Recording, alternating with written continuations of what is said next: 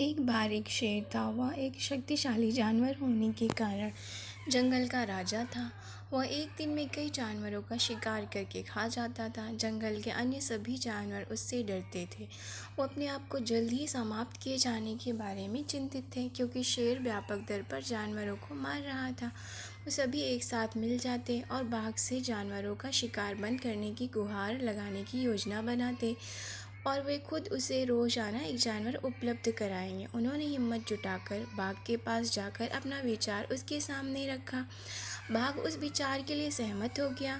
वे प्रतिदिन एक जानवर को उसके भोजन के लिए बाघ के पास भेजने लगे। एक दिन बाघ के खाने की बारी खरगोश की थी, लेकिन वो खरगोश बहुत चालाक था। वो बाघ को भोजन नहीं बनना चाहता था।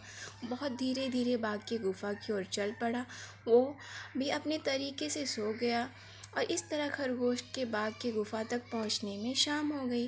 बाघ लंबे समय से अपने भोजन की प्रतीक्षा कर रहा था, जिससे उसे गुस्सा आ गया और उसे बहुत भूख लगी, और खरगोश को देखकर गुस्से में चिल्लाया कि उसे बहुत भूख लगी है और उन्होंने अभी एक बहुत छोटा खरगोश भेजा है। खरगोश ने कहा, महामहिम, उन्होंने वास्तव में मेरे सहित हमें 6 भेजे, लेकिन हमें हमारे रास्ते में एक बाघ आया और खुद को जंगल का राजा होने का दावा किया। उसने 5 खरगोश रखे और मुझे तुम्हारे बारे में बताने के लिए भेजा। ये सुनकर बाघ गुस्से में भड़क उठा और खरगोश से कहा कि उसे बाघ के पास ले चलो। खरगोश उसे कुएं के पास ले गया और कहा कि बाघ उसके अंदर है।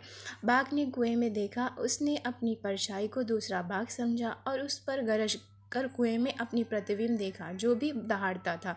उसने सोचा कि बाघ उस पर वापस दहाड़ रहा है, उसे लड़ाई के लिए आमंत्रित कर रहा है, और इस तरह वो कुएं में कूद गया, डूब गया और मर गया। इस तरह खरगोश ने खुद को और अन्य जानवरों को बाघ के हाथों से